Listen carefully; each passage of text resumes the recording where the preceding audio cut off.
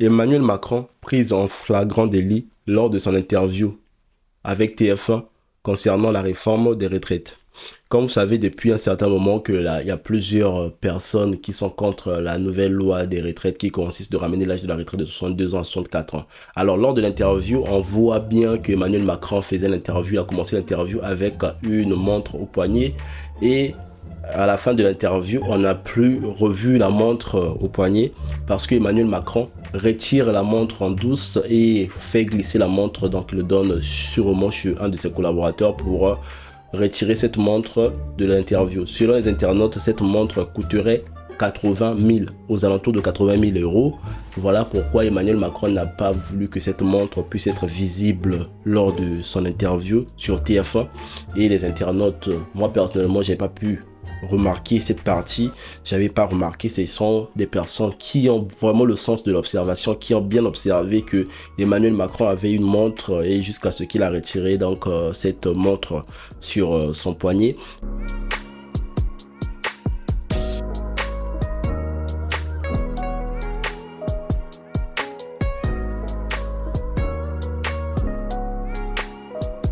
Il y a les blocages, et les blocages, il faut pouvoir les lever quand ils empêchent l'activité normale. Et c'est pourquoi d'ailleurs, c'est pourquoi j'ai demandé au gouvernement d'essayer au maximum de négocier et ensuite de réquisitionner. Ce que nous avons pu faire sur les ordures ménagères, par exemple, dans certaines grandes villes. Et je vois sur les commentaires, il y a d'autres personnes qui disent que pendant qu'il tape sur les bénéficiaires du RSA, lui, il se pavane avec des montres de 80 000 euros. Et voilà, c'est ça qui alimente encore la colère de plusieurs personnes. Alors, sachant toujours concernant la réforme des retraites, lors de l'interview, on voulait savoir si Emmanuel Macron devait reculer face à la colère de la population concernant sa réforme de retraite.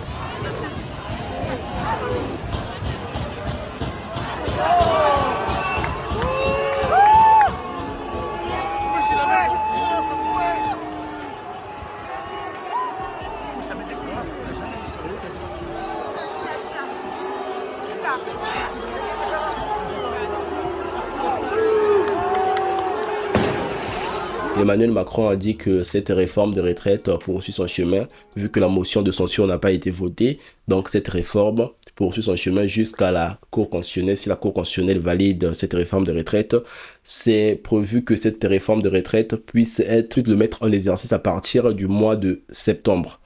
Donc c'est ça qui alimente encore plus la colère de la population qui sent la majorité est contre cette nouvelle loi de retraite.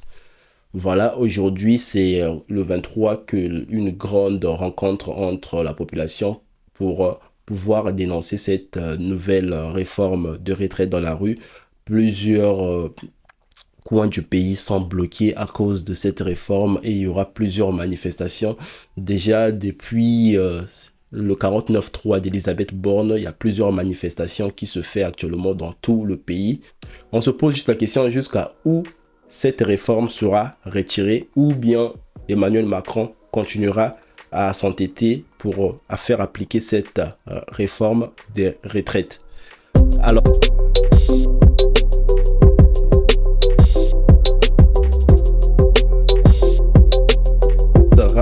ce 23 mars marque le début du Ramadan pour la communauté musulmane qui va durer du 23 au 23.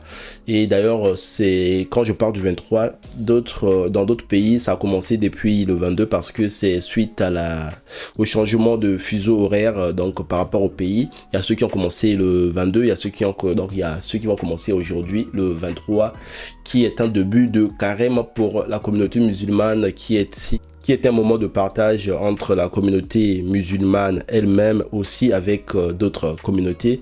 C'est un moment où la majorité des musulmans font du bien et essayent de faire tout ce qu'on appelle l'aumône.